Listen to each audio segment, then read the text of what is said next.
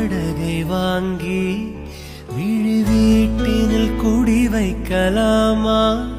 நான் வாழும் வீட்டுக்குள் வேறாரும் வந்தாலே தகுமா? தென்மலை தேர்க்குக்கு நீதான் உந்தன் தோள்களில் இடம் தரலாமா? நான் சாயும் தோள் மேல் வேறாரும் சாய்ந்தாலே தகுமா?